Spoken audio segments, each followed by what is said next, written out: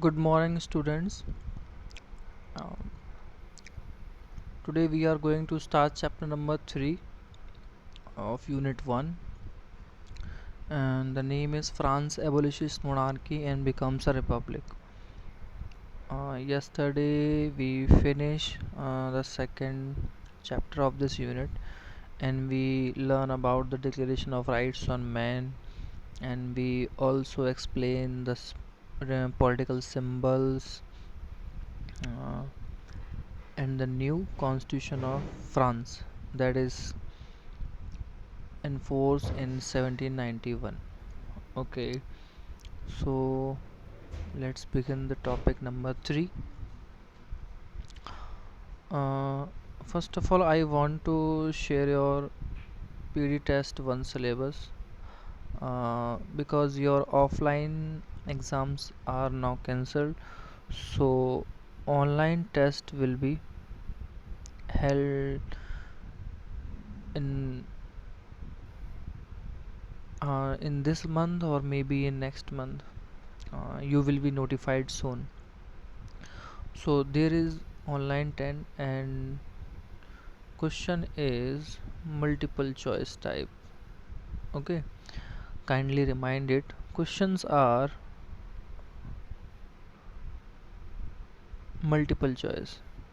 Okay, so question type are like fill in the blanks, but there are 4 options. You have to choose the right one and tick the correct. Okay, and there is also a statement wise question, that is for example, that is question, in which year France was declared independent. So sorry,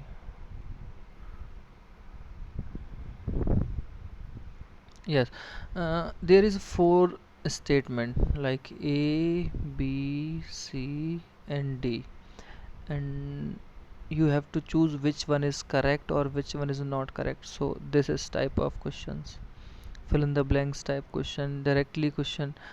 Earlier I gave you 2 or 3 marks type question, okay, which is not coming in online test, because you cannot write questions in an online test. So finally decision is that, okay, your question paper is based on multiple choice. Okay, so kindly prepare yourself. Syllabus is not change, syllabus is same. Syllabus is same, that is earlier I told to you, syllabus is same. Okay, syllabus is same, nothing is changed in the syllabus. Okay, now come to the topic. France abolishes monarchy and become a republic. France ने अपने यहाँ जो राजशाही थी, है ना, राजा वाला जो सिस्टम था उसको ख़त्म किया, वो रिपब्लिक बन जाता है। तो उसको हम स्टार्ट करते हैं, ज़रा देखें तो। Yes, the situation in France continued to be tense during the following years. अगर जैसे आप उस चीज़ की बात करें अच्छे से, कि जब फ्रांस में उस तरह के हालात हो रहे थे, तो उसी टाइम पे इस तरह की जो भी चीज़ें हैं वो बहुत लगातार कॉन्टीन्यूसली बहुत टेंस्ड हो रही थी। बहुत तनाव था वहाँ पूरे पूरे फ्रांस में।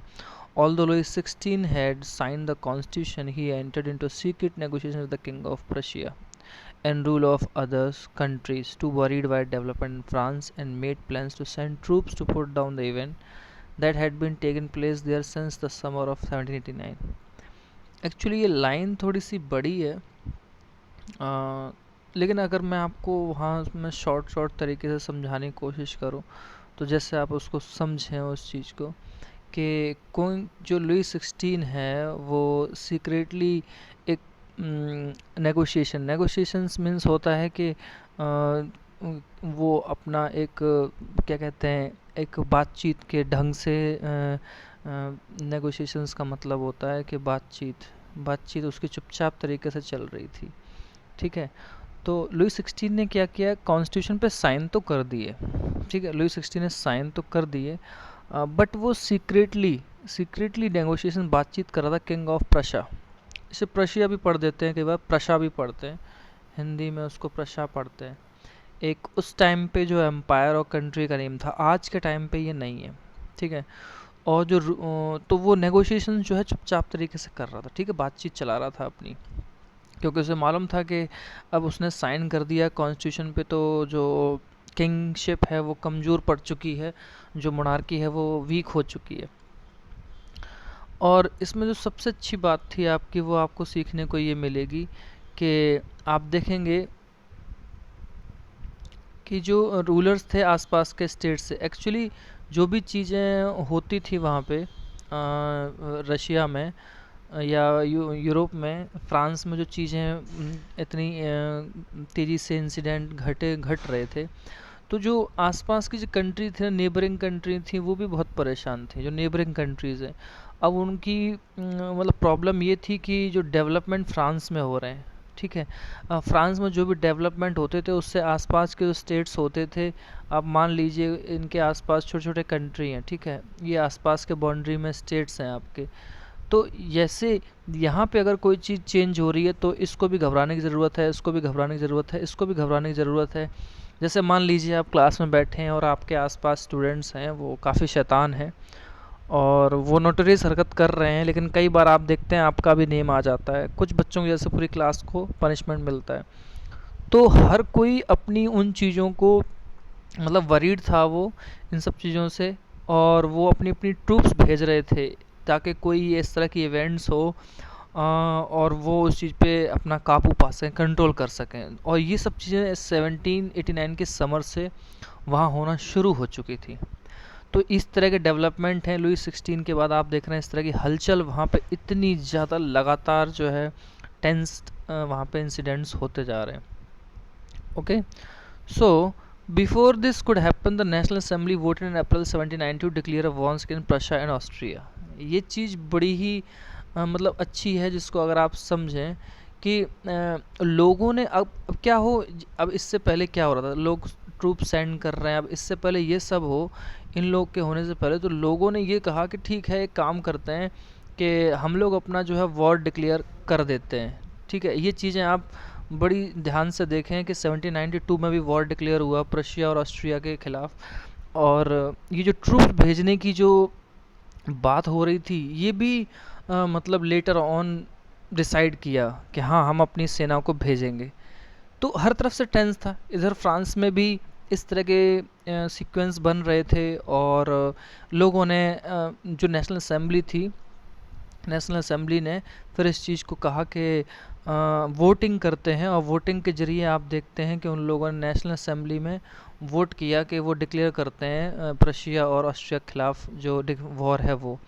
अब एक चीज़ ध्यान देने वाली ये है कि आप ध्यान दें कि मान लीजिए फ्रांस है, फ्रांस के आसपास बाउंड्री से स्टेट लगे होते हैं, वहाँ पे फिर वो चाहे वो प्रशिया हो चाहे ऑस्ट्रिया हो, बीच में फ्रांस हो, तो वो एक दूसरे के लिए हमेशा अटैकिंग मतलब सोचते हैं। तो हुआ यही कि फ्रांस के लोगों ने प्रशिया पे और उस तरह से अटैकिंग के लिए जो है वोट कर दिया था वहाँ पे। ओके, तो ये सारी चीज़ें बड़ी ज़रूरी हुई आपके लिए समझना, और ये सारी चीज़ें आप समझते हैं तो आपको लगता है कि किस तरह के इंसिडेंट है वहाँ पे हो रहे थे, ठीक है। अब आप ज़रा इसको आगे देखें। Thousands of volunteer throng to be provinces to join the army. अब बहुत सारे वॉल्टियर हैं, जैसे आप जैसे कुछ यूथ हैं वो स्टेट्स, यहाँ जो प्रोविंस वर्ड है, प्रोविंस का मतलब ही यहाँ पे स्टेट्स है, ठीक है। आप इस चीज़ को ज़रा ध्यान रखें, इस चीज़ का मतलब स्टेट से होता है, प्रोविंस को स्टेट भी बोलते हैं। तो वहाँ से जो लोग हैं वो आर्मी को ज्वाइन करने के लिए बहुत ही उत्तेजित थे, बहुत ही ज़्यादा उत्सुक थे, क्योंकि अब उन्हें लग रहा था कि अब ये जो किंगशिप है ये हटना चाहिए, जो फ्रांस के दुश्मन है उनको सबक सिखाना बहुत ज़रूरी है। तो इस तरह की चीज़ें वहाँ होने लगी थी। तो लेटर ऑन आप देखें, they saw this a war of people against, मैं इसको ज़रा अच्छे से ब्रैकेट कर देता हूँ, ऑफ ऑल ओवर यूरोप।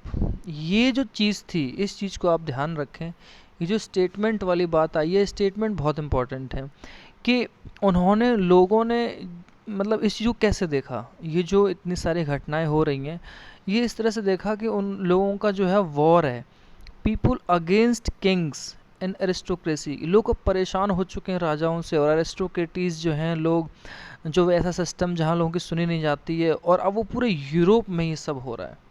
तो इस तरह से अब लोग तैयार हैं कि वो युद्ध करें और अपने यहाँ इन चीज़ों को ख़त्म करें। इसमें एक बहुत ही अच्छी चीज़ आपको यहाँ सीखने को मिलेगी, आप काइंडली उस पर ध्यान दें अच्छे से।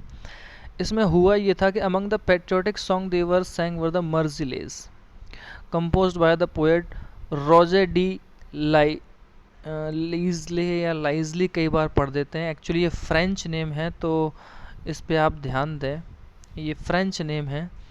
एक्चुअली पेट्रियोटिक सॉन्ग हमारे इंडिया में भी आप देखते हैं देशभक्ति के सॉन्ग गाए जाते हैं। तो जब ये सब चीज़ें वहाँ हो रही थी, लोग पूरे यूरोप में एरिस्टोक्रेसी और किंग के ख़िलाफ़ अब वॉर की तरह देख रहे थे, तो उन्होंने पेट्रियोटिक सॉन्ग्स गाए, और उनमें से एक सॉन्ग था मर्सीलेस, और ये कंपोज किया था पोएट रोजे डी लेजली ने। लाइजली भी पढ़ देते हैं, लीजली भी पढ़ देते हैं, फ्रेंच नेम है रोजे, टी साइलेंट होता है, D Leslie. It was sung first time. अब इसमें एक चीज़ ये भी आई कि ये सबसे पहली बार गाया कब गया था। It was sung first time from volunteer of Marseilles as they march into Paris. ये घटना हो तब रही थी जब लोग जो है मार्च कर रहे थे। It was first sung volunteer from Marseilles as they march into Paris and to saw gods it name. कि जो मर्सलेज पेट्रियोटिक जो सॉन्ग मतलब बाद में बना है, आप देखेंगे the Marseillaise is now the national anthem of the France. ये चीज़ आप ज़रूर ध्यान रखें, आज भी मर्सिलेज जो है वो फ्रांस का नेशनल एंथम है। जैसे हमारा जनगण मन है, ऐसे वहाँ मर्सिलेज है। तो मर्सिलेज जब गाया गया, ठीक है, तो वो मर्सिलेज एक जगह है, वहाँ से मार्च करते हुए पेरिस के बीच में जो सॉन्ग गाया गया, उसी शहर के नाम से उसको मर्सिलेज जो है नेशनल सॉन्ग बना दिया गया। वो आज भी फ्रांस का नेशनल एंथम है।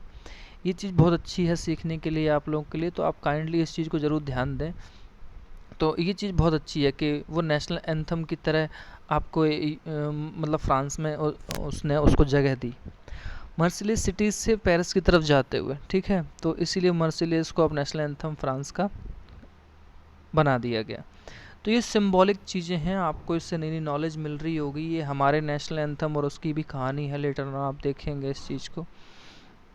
Yes, the revolutionary war throw losses economic difficulty to the people. होता क्या है, जब भी वॉर होता है, वॉर जब भी होता है तो बहुत सारा हमें लॉस होता है, बहुत सारी इकोनॉमिक डिफ़िकल्टी, खान पान, कपड़ा, बैंकिंग, इकोनॉमी, कंट्री की एग्रीकल्चर, सब कुछ जो होता है वो लोगों को ही परेशानी ज़्यादा होती है।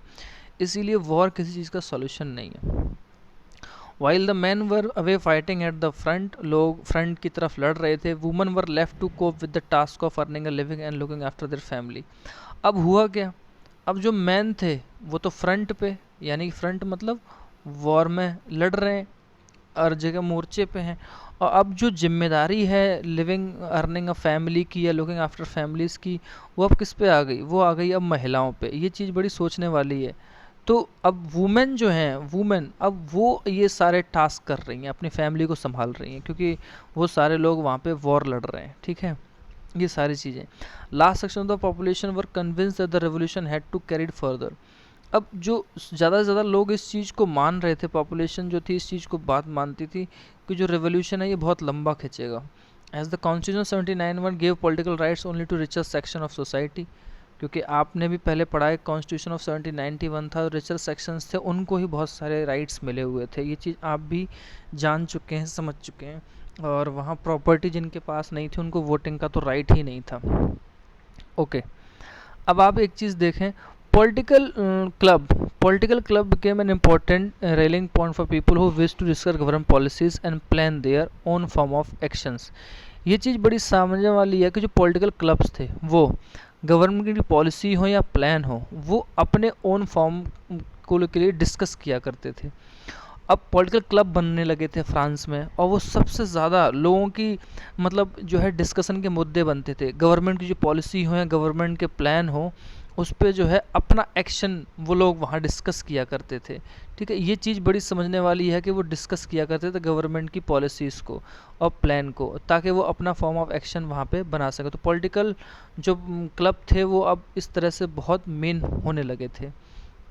ज़रा देखें तो आप, the most successful of this club was that of, और इनमें से सबसे फेमस कौन सा था, ऑफ द जैकोबिन्स। जैकोबिन्स एक क्लब का नाम था which got it names from the former convent of Saint Jacobin Jacobs in Paris. ये नेम वहाँ से आया है, तो आप काइंडली उसको ध्यान दें। जो सबसे सक्सेसफुल उसकी बात करें क्लब की, जो most successful club was that of the Jacobins. और ये नेम कहाँ से आया था, फॉर्मर कॉन्वेंट, कॉन्वेंट मतलब जो लोग रिलीजियसली प्रीचिस को बहुत बढ़ावा देते हैं, तो वो सेंट जैकब थे पेरिस में। सेंट जैकब के नाम से जैकोबिन क्लब बना दिया गया उनको। यानी हम किसी संस्था का या अपने स्कूल का किसी चीज़ का नाम किसी से इंस्पायर होकर रखते हैं, तो वैसे ही वहाँ के लोगों ने, बहुत सारे लोगों ने मिलकर सेंट जैकब के नाम से जैकोबिन क्लब बनाया। ये क्लब जो है बहुत सक्सेसफुल था। Women too had been active throughout this period. Womens को भी देखा गया कि वो बहुत एक्टिव रहीं इस पीरियड में। फॉर्म देयर ओन क्लब्स, उन्होंने अपने अपने क्लब बनाए। ये चीज़ें आप इसलिए और देखेंगे कि वुमेन्स को अभी तक राइट ही नहीं मिला था किसी तरह से। वुमेन्स को जो राइट थे वो अभी तक मिले ही नहीं थे, इसलिए वुमेन्स ने क्या किया, अपने खुद के क्लब बनाने शुरू कर दिए। और ये चीज़ें आप लेटर ऑन देखेंगे। ओके, देखिए यहाँ पे कॉन्वेंट वर्ड दिया हुआ है, तो आप प्लीज़ इस पर ध्यान दें। और ये उसका पूरा मीनिंग दिया है। Building building belonging to a community devoted to a religious life. Religious life की वहाँ बात, धार्मिक मुद्दे की बात हो रही है। धार्मिक सोसाइटी की कम्युनिटी की बात हो रही है कि पूरे की पूरी कम्युनिटी जो है वो एक ही तरह से रिलीजियसली बिलोंगिंग को मतलब करती है, एक ही चीज़ को रिलीजियसली कम्युनिटी जो है वो बिलोंग करती है। यस, आगे देखिए एक चीज़ इसमें आप देखेंगे, the members of the Jacobin club belong to mainly to the less prosperous section of the society. ये चीज़ बड़ी ही इंपॉर्टेंट है कि उसमें कौन कौन से लोग आ रहे हैं। तो जो आप देखेंगे कि उसमें less prosperous sections of society है। This includes shopkeepers, artisans, shoe makers, pastry cooks, watch makers, printers, as well as servant and daily wages worker. अब जब इस जैकोबिन क्लब के मेंबर्स की जब बात होगी, तो मेंबर्स में आप देखें शॉपकीपर हैं, आर्टिशंस हैं, कलाकार हैं, जूते बनाने वाले मोची हैं, कुक हैं, घड़ी बनाने वाले लोग हैं, प्रिंटर्स हैं, जो पेंट करने वाले, सर्वेंट, नौकर हैं, डेली वेजेस वाले वर्कर हैं। तो ऐसे लोगों की संख्या बहुत ज़्यादा होती है, तो वो सारे लोग उसमें थे। अब यहाँ पे एक सेंटेंस आएगा, there leader was Maximilian Robespierre. अब ये जो जैकोबिन क्लब की बात हो रही है ना आपके, ये जैकोबिन क्लब की, तो उसका जो लीडर था, जो लीडर की बात आएगी वो कौन था, मैक्सिमिलियन रॉबेस्पियर, इनका नेम आएगा। आप उस चीज़ पर थोड़ा ध्यान रखें। और तो मैक्सिमिलियन रॉबेस्पियर जैकोबिन क्लब का हेड था। A large number of the among the Jacobin decided to start wearing long strip trousers similar to those worn by dock workers. उन्होंने अपनी ना एक ड्रेस के लिए थोड़ा वो समझा, मतलब वो उन्होंने कहा कि हम एक ऐसा ड्रेस पहनेंगे जो सिमिलर हो डॉक वर्कर्स की तरह, यानी कि वो इस तरह की ड्रेस थी। एक्चुअली ये वाली ड्रेस है, अगर आप देखें तो जो ये ड्रेस आप देख रहे हैं, और ये महिलाओं की अब ड्रेस अभी मैं आपको दिखाऊंगा, ये इस तरह की ड्रेस थी। अब ये हुआ क्यों, उसका भी रीज़न है। ये हुआ क्यों, ये इसलिए हुआ कि this was to set themselves apart from fashionable section of the society. ये इस चीज़ के लिए हुआ कि ये लोग जो है ना इस तरह की ड्रेस पहन के सोसाइटी के जो फैशनेबल लोग हैं उनसे थोड़ा सा हट के अलग दिखाई दे सके। उनको लगना चाहिए कि हम जो है एक सोसाइटी का हिस्सा हैं, जैकोबिन क्लब के मेंबर हैं। स्पेशली नोबल्स हु वोर नी ब्रीचेस। अब एक्चुअली ये वर्ड आया ब्रीचेस, वी वोर नी ब्रीचेस। अब इसका मतलब क्या है, एक्चुअली इसको हिंदी में ना वो बोलते हैं घुटन्ना। घुटन्ना मतलब जो घुटने तक पहनने वाले बड़े बड़े वो होते थे। तो वो जो है इस तरह के रिच फैशनेबल सोसाइटी में चलन में था, तो इन्होंने अपने लिए एक सिमिलर सा ड्रेस बनाया। तो अब आप इसको देखेंगे तो ये देखिए ड्रेस है, ए सैन कोलॉन कपल, ये है देखिए महिलाओं के लिए इस तरह की ड्रेस रखी गई, इस तरह की वियरिंग में। और ये जो ड्रेस थी ये रखी गई मेंस के लिए। तो ये क्लब के मेंबर जो है इस तरह की ड्रेस पहनते थे। आप इनके ट्राउज़र्स को और वुमेन के जो ये नीचे का ड्रेस है उसमें सिमिलरिटी देख सकते हैं। ये कॉन्वेंट का मतलब दिया हुआ है, तो आप इस पर ध्यान दे सकते हैं। ये आई थिंक मैंने आपको बताया भी था। ओके, ये नैनिन वेले लिबर्टी, यानी कि लिबर्टी मीन्स आज़ादी, ये एक तरह की पेंटिंग है। ये आप देख सकते हैं, उसके हाथ में एक रॉड है, ऊपर वही से ग्रीन रेड कैप है, इसके हाथ में डिक्लेरेशन ऑफ राइट्स का। ये बहुत फेमस पेंटिंग है उस टाइम की। Okay, it was a proclaim the end of the power wielded by the wears of knee breeches. और ये चीज़ प्रोक्लेम किया गया कि जो पावर है वो एंड होगी किसके ज़रिए? ये जो नी ब्रीचेस हैं, फैशनेबल टाइप के लोग हैं, जो अमीर लोग हैं, उनकी ये पावर को हम एंड करेंगे, ये कह के कहा गया जैकोबिन क्लब्स का। This Jacobins came to be known as the sans culottes. अब देखिए यहाँ एक नेम आ रहा है, इस नेम को आप जाने। This Jacobins came to be known as the sans culottes, ये मतलब एक वर्ड नेम दिया गया जैकोबिन क्लब्स के मेंबर्स को, literally meaning those without knee breeches. अब सैन कोलोन का मीनिंग क्या किया गया? देखिए, सैन कोलोन का मीनिंग है those who without knee breeches, मतलब फैशनेबल सोसाइटी के लोग जो नहीं हैं। पहले आपने देखा था ना, वो जो ब्रीचेस, नी ब्रीचेस वाले लोग हैं, वो घुटनों तक की ड्रेस पहनते हैं। तो सीधी सी बात है कि वो अब विदाउट नी ब्रीचेस होंगे, यानी कि वो किसकी बात कर रहे हैं? जैकोबिन्स की बात कर रहे हैं। Okay, so this is the point. तो आगे चीज़ आप देखेंगे, sans culottes man wrote in addition the red cap symbolize liberty. देखिए, वो आपने शायद लास्ट चैप्टर में ही पढ़ा था कि जो रेड कैप थी, रेड सिरेगिन रेड कैप थी, उसको सिंबल बनाया गया लिबर्टी का सिंबल बनाया गया। ठीक है, women however weren't allowed to do so. अब ये जो रेड कैप पहनते थे, ये वुमेन्स को अलाउड ही नहीं की पहनना। In the summer of 1792, Jacobins planned an insurrection of a large number of Parisians who were angered by the short supplies of high prices of food. अब 1792 की अगर बात करें तो जैकोबिन्स ने प्लान बनाया कई सारे पेरिस वासियों के साथ मिलके, और वो गुस्से में इसलिए थे कि शॉर्ट सप्लाई थी हाई प्राइस ऑफ फूड की, वो ज़्यादा हो रही थी, उभर के हो रही थी। वॉर की वजह से वहाँ की इकोनॉमी बहुत ख़राब थी और लोग इन चीज़ों से बहुत परेशान थे। खाने पीने की चीज़ों की प्रॉब्लम जो है वो बहुत ज़्यादा बढ़ने लगी थी। On the morning of August 10 they storm the palace of Tuileries massacred by the king guards and held the king himself hostage for several hours.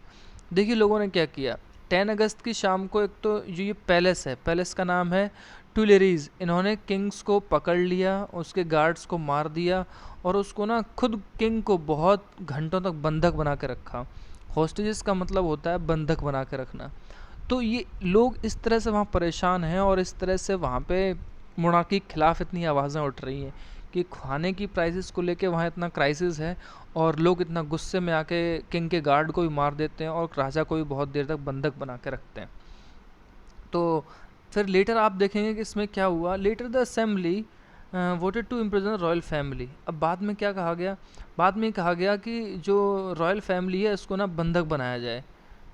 Family है उसको उसको वोट मतलब वोट इसलिए किया गया कि इम्प्रिजन किया जाए रॉयल फैमिली को। लोग इतने ज़्यादा नाराज़ थे रॉयल फैमिली से।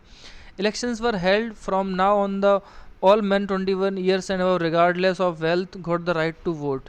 अब देखिए यहाँ सबसे अच्छी चीज़ क्या हुई, अब जो 21 ईयर्स के और उसके ऊपर के लोग हैं, रिगार्डलेस ऑफ वेल्थ, चाहे उनके पास धन हो या ना हो, उन्हें राइट टू वोट का अधिकार दे दिया गया। ये चीज़, और ये चीज़ इससे पहले बिल्कुल भी नहीं थी। अगर इससे पीछे की स्थिति आप देखें तो जो राइट टू वोट की जो परमिशन थी वो सभी लोगों को नहीं थी। ठीक है, ओनली वेल्दी पीपल जो थे सिर्फ उनको ही हुआ करती। लेकिन अब सिचुएशन क्या की, अब जो है या नहीं है 21 ईयर से ऊपर होने चाहिए, ऑल मैन, सब लोग को शामिल किया गया उसमें। अब उन्हें राइट टू वोट जो है दिया गया। तो ये 92 में आते आते इस तरह के चेंजेस अब वहाँ पे फ्रांस में होने लगे थे।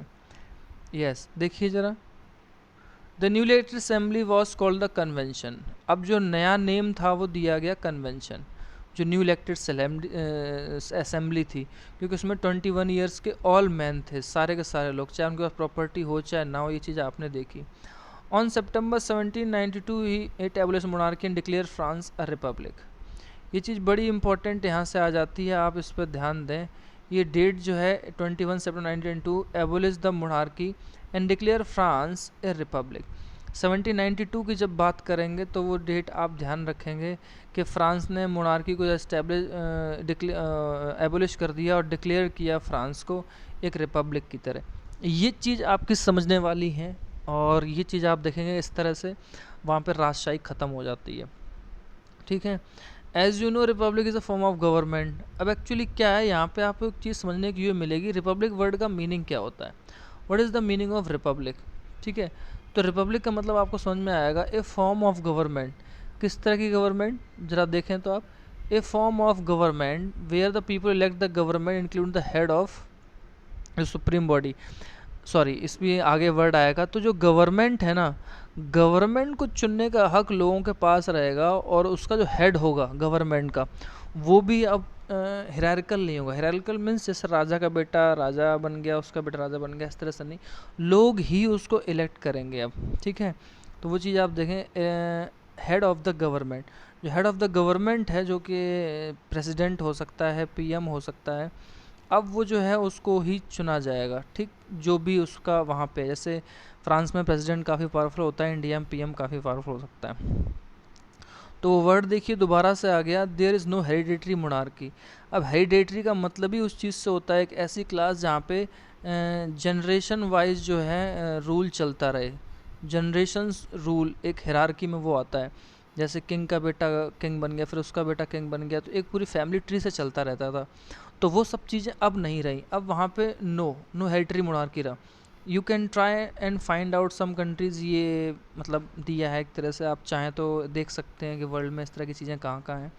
तो आप देखेंगे कि आपके लिए एक नया वर्ड आया है, treason, betrayal of one's country government, जिसमें देशद्रोह कहा जाता है, उस तरह के मामले होते हैं। Louis 16 was sentence to death by court on the charge of treason. मतलब ये था कि जो देशद्रोही था उसका मामला जो है लुई 16 पे लगाया गया, और उसको डेथ की सज़ा दी गई कोर्ट के द्वारा, यानी जुडिशरी अब वहाँ वर्क करना स्टार्ट हो गई है। ऑन जनवरी 1793, ये चीज़ आप देखें डेट को, January 21 January 1793 he was executed publicly at the place de la Concorde. Sorry, ये पैलेस का नेम है, ये पैलेस का आप अगर आप नाम ध्यान रखें, ये डेट, ये पैलेस है de la Concorde. The queen Marie Antoinette, वैसे कई बार इसको एंतोनियत भी पढ़ देते हैं, बट एंतोनेत पढ़ते हैं इसे। और जो रानी थी मैरी एंतोनेत, उसको भी इसी तरह के मतलब सज़ा से कुछ समय के बाद उसको सज़ा इस तरह से दी गई। तो फाइनली आप देखते हैं कि जो डेथ की बात हो रही है राजा की, और कोर्ट जो सज़ा दे रहा है उस पर चार्ज लगाए जाते हैं, ठीक वैसी चीज़ें मैरी एंतोनेत पे लगाए जाते हैं, और उसको भी यही सज़ा मिलती है। तो वहाँ पे इस तरह से आप देखते हैं कि अब वहाँ पे जो मोनार्की है उसे फिनिश कर दिया है, कोई हेरिडेटरी मोनार्की नहीं है, और अब वहाँ पे रिपब्लिक आ जाता है। और और रिपब्लिक का मतलब कि जो वहाँ का हेड है, वहाँ पे लोग ही अब उसको वोट दे के इलेक्ट करेंगे। तो ये टॉपिक था आपका। अब इसमें एक फाइनल टच होगा इसमें, जिसमें एक दो टॉपिक हैं आपके, जिसमें एक है द रेन ऑफ टेरर, और सेकंड होगा आपका डायरेक्टरी रूल्स फ्रांस। ये लास्ट टू छोटे छोटे टॉपिक्स होंगे इस चैप्टर के। तो इन टॉपिक्स को हम आपको आज नहीं करवाएंगे, इनको तो हम आपको कल करवाएंगे ऑन द टुमारो क्लास। तो आप रॉबिस्पियर के बारे में पढ़ेंगे कि वो रेन ऑफ टेरर ऐसा क्यों है, क्यों बोला गया उसको रेन ऑफ टेरर। और मैंने आपको सिलेबस बता दिया है, syllabus is same, online test होगा, मल्टीपल ऑब्जेक्टिव टाइप क्वेश्चन ही आएंगे। तो आप अच्छे से रिवीजन करें, और जो न्यू टॉपिक्स हैं उनको अच्छे से कवर करते रहें। Okay class, thank you, have a nice day.